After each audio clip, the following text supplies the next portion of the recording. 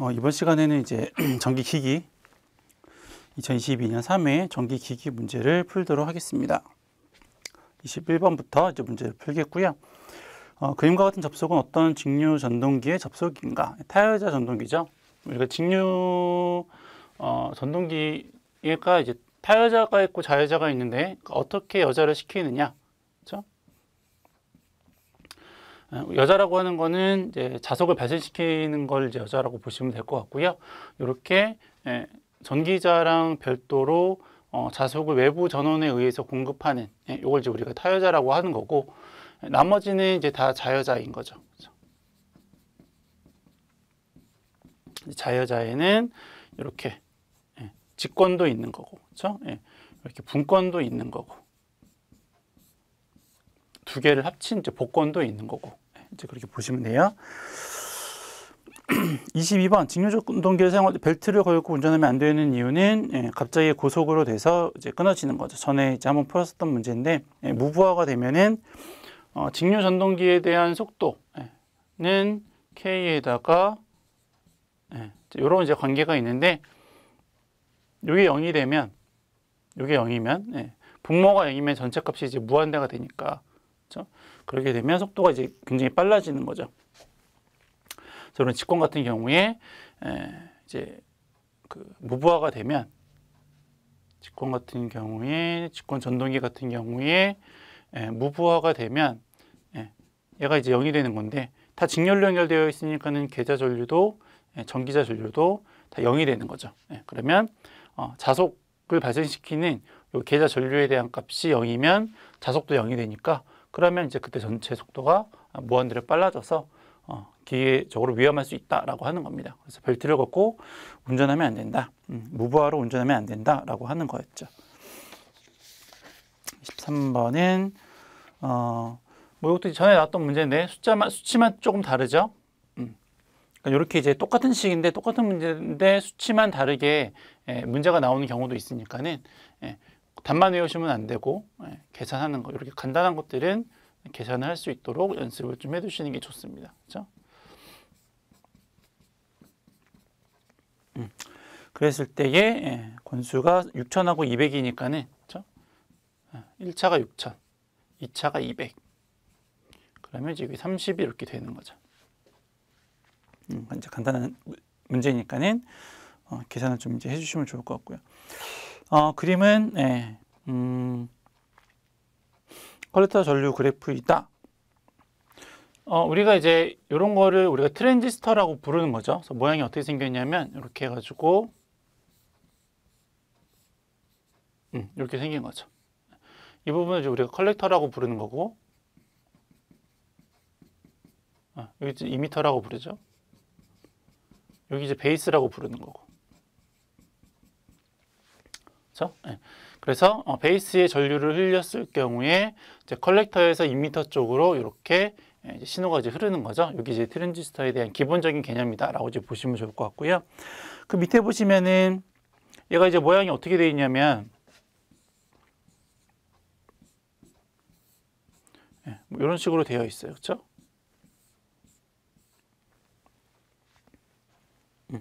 이제 모터가 있는 거고, 이런 식으로 이제 되어 있죠, 다. 쇽.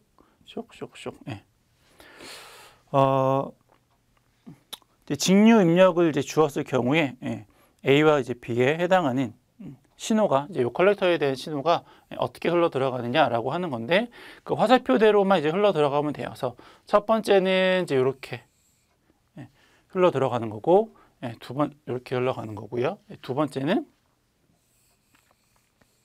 이렇게 이제 흘러 들어가는 거죠. 그래서 번호가 1, 2, 3, 4죠. 그러니까 1, 2, 3, 4. 그렇죠?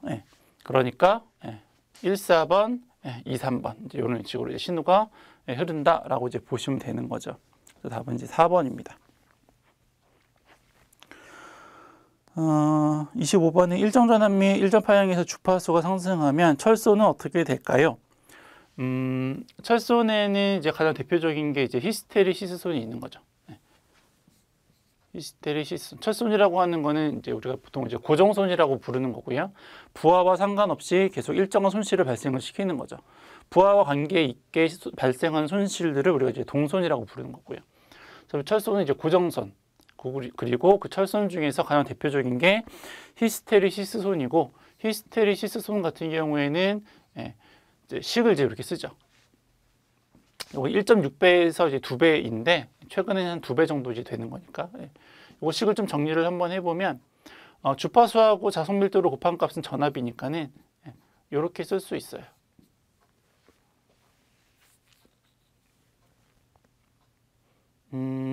바로 이렇게 가는 게 조금 어려우면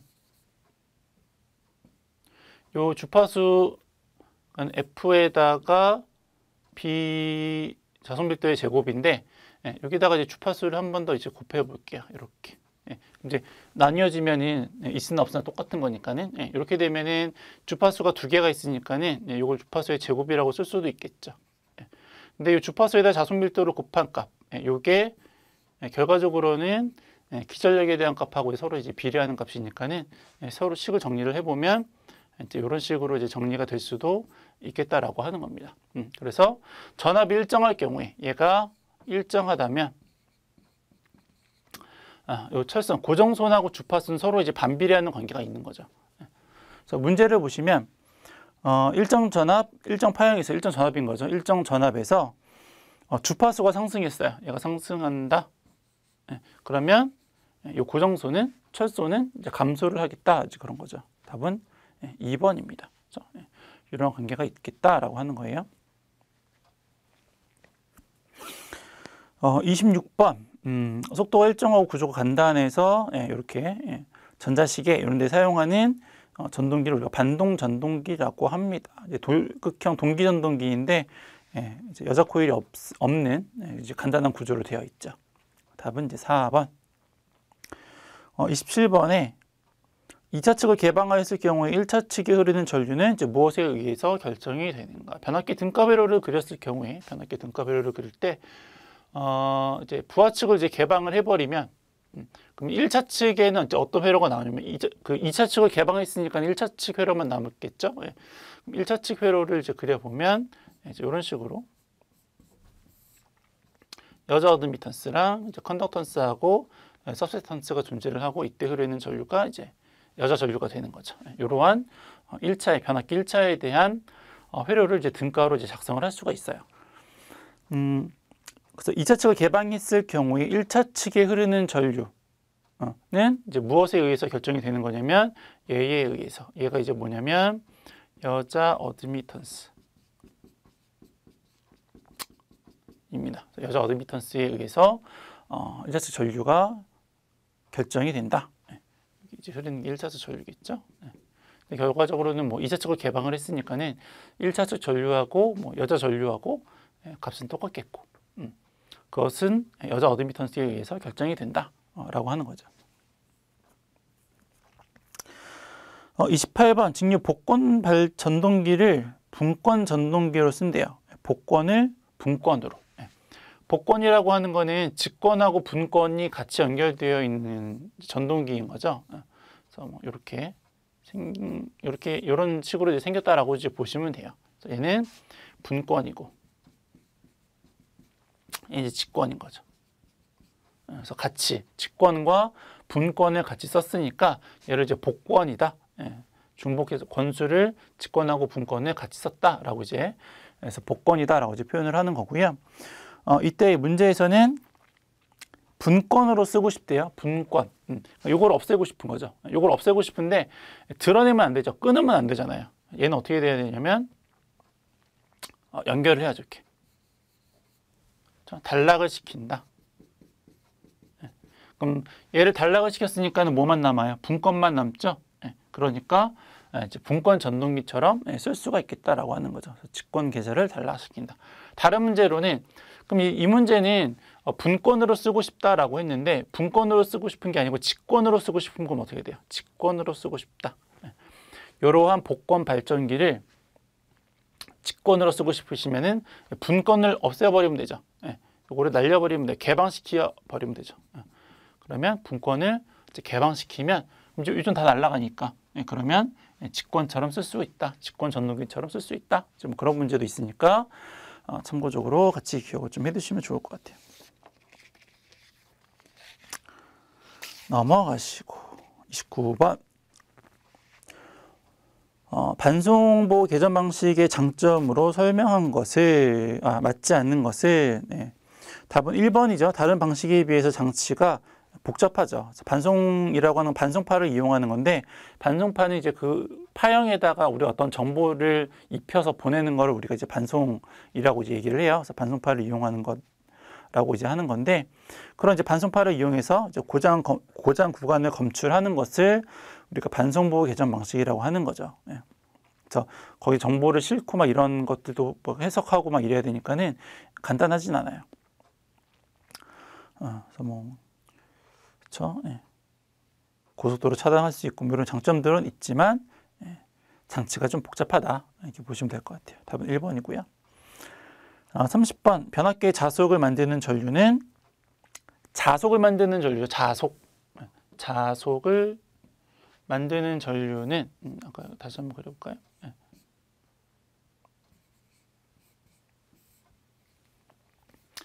여기에 여자 전류가 흐르고 여기 이제 컨덕턴스하고 서셉턴스가 있다라고 이제 말씀을 드렸고 그때에 자속을 만드는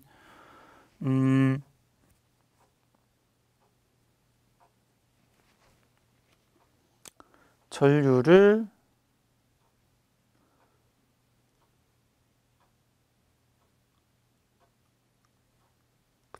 죄송해요. 요거 요 여자 전류라고 하는 게 자화 전류하고 철손 전류를 이제 합한 값이니까요. 이게 자화 전류랑 철손 전류를 이제 합해서 얘기를 하는 게 요 여자 전류고요. 그때에 요거 손실이고 철손 전류는 요거 이제 손실인 거고 자속을 만들어내는 전류를 우리가 요 자화 전류라고 하는 거죠. 이게 이제 자속을 만들어내는 전류를 이제 자화 전류라고 한다. 그래서 여자 전류 중에서도 자화 전류가 이제 자속을 만든다라고 이제 보시면 되는 거죠. 그래서 답은 3번인 거죠. 자화 전류. 그래서 여기에 흐르는 전류가 저항 쪽에 흐르는 전류하고 그러니까 컨덕턴스 쪽으로 흐르는 전류하고 서셉턴스 쪽으로 흐르는 전류가 있는데 여기에서 요 흐르는 전류를 우리가 이제 철선 전류라고 부르고 요거를 이제 우리가 자화 전류라고 부르죠. 서스펜스 쪽으로 흐르는 코일 쪽으로 흐르는 전류를 우리가 이제 자화 전류라고 부릅니다. 그래서 답은 이제 3번이 되는 거고요. 여자 전류가 처음에 나와가지고 잠깐 헷갈렸어요. 그래서 이제 그렇다라고 이제 보시면 되고 31번은 주파수 60Hz를 내는 발전용 원동기인 터빈 발전기의 최고 속도는 어떻게 될까요? 우리가 일반적으로 발전기라고 하면 보통 이제 발전기라는 말이 나오면 동기 발전기다라고 생각을 하셔도 무방해요. 우리가 일반적으로 얘기하는 발전기는 동기 발전기다라고 이제 보시면 되죠. 뭐 터빈 발전기 이런 거 있잖아요. 거기 사용되는 발전기들이 다 동기 발전기여서 이렇게 발전기가 나왔을 때에 원동기 터빈 발전기 최고 속도다라고 했을 경우에 이 속도는 동기 속도를 의미한다라고 이제 보시면 되는 거죠. 동기 발전기에 대한 거니까 이렇게. 최고 속도를 물어봤어요. 최고 속도 주파수는 60Hz고 얘는 60Hz래요. 그럼 이 극수만 알면 되는데 극수하고 속도는 서로 반비례하니까는 제일 적은 극수를 적으면 되죠. 근데 걔가 1은 아니에요. 왜냐면 극수라고 하는 거는 N극하고 S극 중에서 어느 한쪽만 존재할 수 없죠. N극하고 S극 두 개가 한 쌍으로 존재를 하다 보니까는 여기에 극수가 하나가 아니고 2가 들어가야죠. 2가. 이렇게. 그렇죠? 그래서 가장 빠른 속도는 1800rpm이다. 이렇게 하시는 거예요. 아니지. 3600? 66에 36이죠. 죄송해요. 66에 36이니까 3600. 이렇게 이제 구할 수 있다더라라고 하는 겁니다.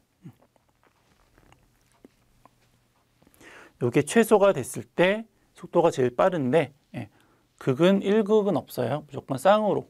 그렇죠?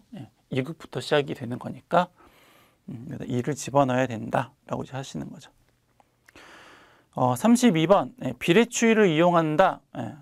그거는 이제 권선형 유도 전동기입니다. 비례추위라고 하는 거는 2차 회전자의 저항을 삽입을 해서 그래서 이제 유도 전동기에서 이제 기동을 하거나 아니면 속도 제어를 할 때 사용하는 게 이제 비례추위를 이용한 방법인 거죠. 그래서 앞에서 이제 그 삼상 유도 전동기 동기에 대한 이제 문제가 나오면 앞에서 그 회전자기 기억을 하라고 말씀드렸죠. 회전자기. 그리고 이제 또 하나 기억할 게 이제 방금 나왔던 비례추위. 슬립하고 저항이 서로 이제 비례적으로 움직인다라고 하는 거여서 2차 측에다가 저항을 연결하는 방법이에요. 그래서 이렇게 일단 기억을 좀 해두시면 좋습니다. 삼상 유도 전동기가 나오면 어떤 내용에 대해 설명을 물어보면 회전자계나 아니면 비례추위, 아니면 2차 저항에 해당하는 요걸 이제 염두에 두고 계시다가 문제를 풀면 좋을 것 같아요. 그래서 32번에 비례추위를 이용해서 속도 제어를 하는 거는 삼상 권선형 유도 전동기. 죄송해요. 삼상 권선형. 농형 아니고. 삼상 권선형 유도 전동기. 이렇게 해야 되겠네요. 삼상 유도 전동기는 회전자계. 그리고 권선형 유도 전동기에 이제 비례추위와 2차 저항이 들어가는 거여서 삼상 권선형 유도 전동기에 대한 이제 문제가 나오면 또 회전자계나 아니면 비례추위에 관련된 내용을 가지고 답을 선택하시면 좋겠다라고 하는 겁니다. 그래서 답은 1번이고 33번 직류 전동기의 회전 방향을 바꾸려면 어떻게 해야 될까요? 계자 또는 전기자의 접속을 둘 중에 하나를 바꿔야 되는 거죠. 둘 중에 하나를 바꿔야 하는 겁니다. 그렇죠? 전동기는 이제 왼손 법칙을 이제 사용한다라고 이제 말씀드렸고요. 왼손 법칙 중에서 이게 전자력이에요. 전류하고 자속하고 힘인데 만약에 요 힘에 가는 전동 그 문제에서 회전 방향을 바꾼다라고 하는 거는 요 힘을 바꾼다라고 하는 거죠. 그럼 요 힘을 바꾸기 위해서 전류하고 자속을 모두 바꾸면, 그렇죠? 얘랑 모두 바꾸게 되면, 그럼 이제 어떻게 되냐면 이 상태에서 이렇게 돌리는 거죠. 그러니까 이렇게 돌리는 거죠. 이렇게 있다가 이렇게 돌리는 거예요. 계자하고 전기자에 대한 방향을 모두 바꾸면 힘의 방향은 바뀌지 않아요. 그러면 전자력 중에서 하나만 바꾸면, 예를 들어서 가운데 손가락이 전류라고 있으니까는 이 전류에 대한 방향만 서로 바꾸면 힘이 어떻게 되냐면 뒤집어지죠. 힘의 방향이 바뀌어요. 그래서 전류하고 전기자하고 계자 중에서 하나만 바꾸면 전동기의 회전 방향이 바뀐다라고 이제 기억을 좀 해두시면 좋을 것 같아요. 플레밍의 왼손 법칙을 기억하시면서 둘 다 바꾸면 안 돼요. 둘 다 바꾸면 안 되고 전원을 바꾼다고 이런 거죠. 약간 이제 이런 문제도 있는데 예를 들어서 분권 전동기인데 그래서 이제 전압을 가하죠. 전압을 가했을 경우에 플러스 마이너스. 그러면 전류가 이렇게 흘러 들어가죠. 이렇게 흘러 들어가죠. 그렇죠? 이 상태에서 만약에 전원을 이렇게 바꾸면 그러면 이렇게 흘러 들어가죠. 우리가 요거를 계자라고 하고 얘를 전기자라고 해요. 전기자는 전류 기전력이 유기되는 부분이고 계자는 자속을 만들어내는 부분인 거잖아요.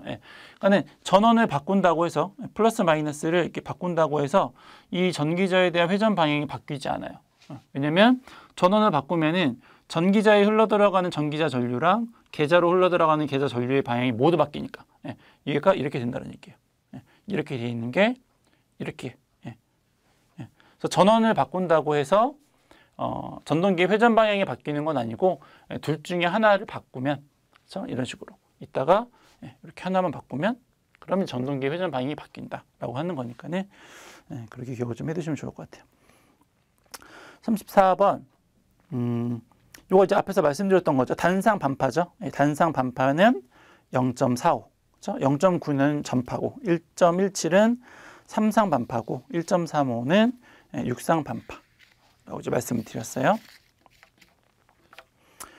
35번 워드 레오너드에 대한 속도 방식은 이제 전압 제어입니다. 밑에 이제 설명이 나와 있죠. 직류기에 대한 속도를 제어하는 방법 중에 전압 제어라고 하는 게 있고 저항을 제어하는 게 있고 계자를 제어를 하는 방법이 있어요.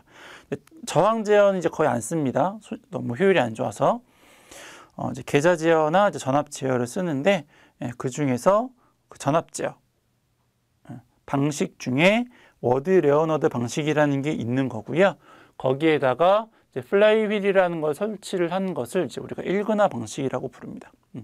전압 제어에는 워드 레오너드 방식하고 일근화 방식이 있다. 이렇게 보시면 될 것 같아요. 자, 35번은 답이 3번이고요. 36번 동기발전기를 병렬 운전하는데 필요 없는 것은 앞에서 한번 이제 말씀드렸죠. 동기발전기에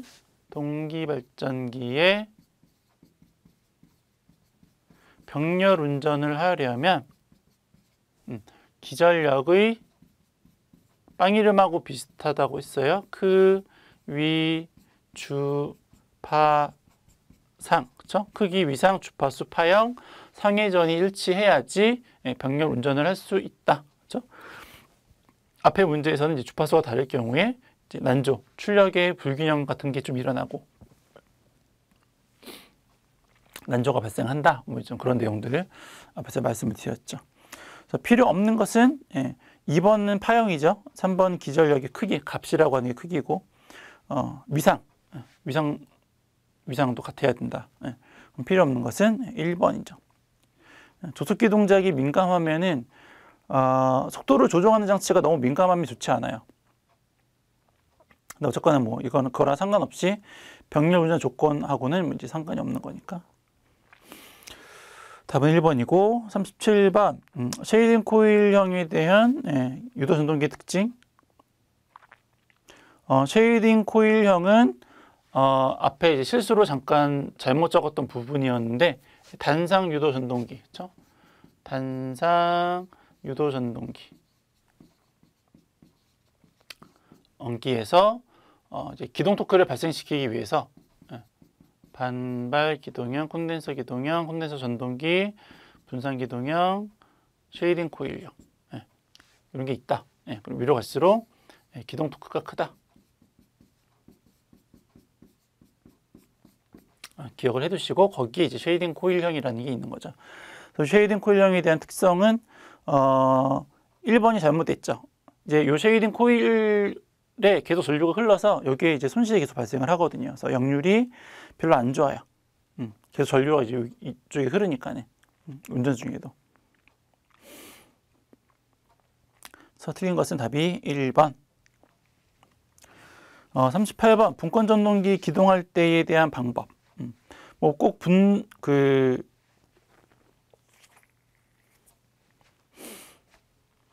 분권 전동기를 그림을 한번 그려보면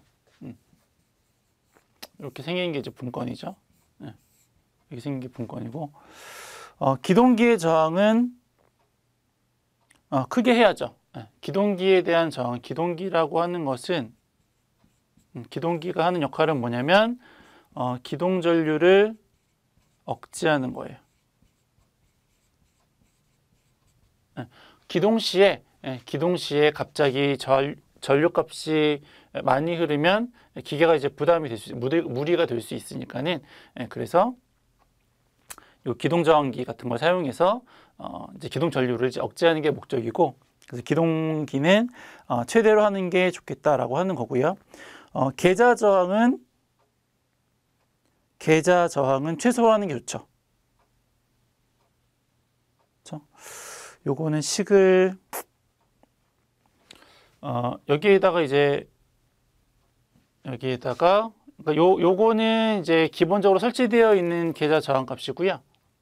여기에다 이제 가변 저항 값을 이제 하나를 더 계좌 저항을 이제 설치를 하는 거죠. 그럼 어떻게 되냐면 계좌 전류랑 계좌 저항 값이 서로 이제 반비례하는 관계가 있는 거죠. 그러면 얘를 줄이면 크게 해야 되는 거죠. 얘를 줄이면 계좌 전류 값이 크게 되고요. 그럼 요거랑은 결과적으로 이 계좌 전류에 대한 값이 항상 뭐랑 연관해서 이제 그 동작을 하는 거냐면 자속하고 관련이 있는 거죠. 자, 계좌 전류에 대한 값이 크면 이제 자속에 대한 값이 증가를 하는데, 요 직류기에서 요 토크라고 하는 게 여기에 나오는 요 자속하고 서로 이제 비례하는 관계가 있다 보니까 자속이 크면은 기동 시에 토크 값을 크게 해서 기동을 할 수가 있게 된다. 이제 뭐 그런 개념이라고 보시면 돼요. 일일이 다 설명하기 조금 어려우니까는 요 정도 개념으로. 그래서 기동기를 크게 해서 기동 전류를 억제를 하고 요 자속값을 크게 해서 계좌 저항 값을 줄이면 자속값이 커져서 토크에 대한 값을 크게 할 수 있다라고 보시면 될 것 같아요. 어차피 기동할 경우에는 기동 전류는 작고 토크는 큰 게 좋은 거니까. 그렇죠? 그래서 답은 3번이 되겠고요. 기동기는 최대로 하고 계좌 조정기는 이제 최소로 한다. 이렇게 보시면 될 것 같아요. 넘어가고 39번 VV 개선으로 하고 삼상 전원을 얻고자 할 때에 삼상부하에 대한 아까 그 V 개선 할 때 여러분들이 기억하실 거 세 가지라고 말씀드렸어요. 그렇죠? V 개선했을 경우에 여러분들이 기억을 하셔야 될 게 V 개선 시의 용량은 변압기 한 대 용량의 루트 3배다. 그렇죠? 그리고 출력비가 얼마라고요? 출력비가 57.7. 그렇죠? 그리고 이용률이 86.6%. 그리고 세 개가 이제 부위결선에 대한 거의 대부분의 문제라고 이제 보시면 되는 거고요. 이 문제에서는 단상 변압기 20kVA짜리 단상 변압기 2대를 부위결선을 한다라고 했으니까는 여기다가 대입을 하면 되죠. 변압기 한 대 용량이라고 했으니까는 변압기 한 대 용량은 20인 거죠. 이걸 계산기로 누르면 34 정도 나오는데 34.6. 자, 답은 제 1번입니다. 그렇죠? 마지막 40번.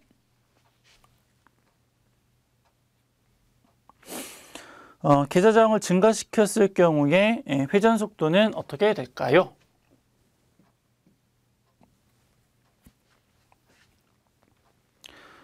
직류 분권이죠. 직류 분권에서 분권 전동기. 직류죠. 직류 분권 전동기에서 계좌 저항을 증가시킨대요.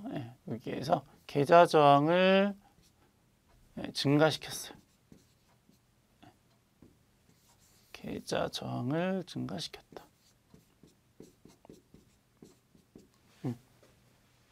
그럼 어떤 현상이 발생을 해요? 아까 이제 했었던 거랑 비슷한데 계좌 전류 값이 계좌 저항하고 서로 반비례하는 관계가 있죠. 그러면 얘가 증가하면 전류값은 줄어들겠네요. 그렇죠? 요건 항상 뭐랑 관계가 있다라고 말씀드렸어요. 요거는 자속하고, 그렇죠? 직류기에서 전동기 속도, 직류기에서의 전동기 속도는 어떻게 구해요? 직류기에서의 전동기 속도는 K의 파이의 기전력, 그렇죠? 그러면 요게 줄어드니까는 얘도 줄어들겠죠. 그러면 얘가 줄겠네요. 그러면 속도는 증가하겠죠. 그래서 계좌 저항 값이 증가하면 속도는 증가한다. 답이 1번이 되겠습니다. 그렇죠? 이런 관계들 기억을 좀 해두시면 좋을 것 같아요. 해서 22년 3회 전기기기 문제를 모두 풀어보았습니다.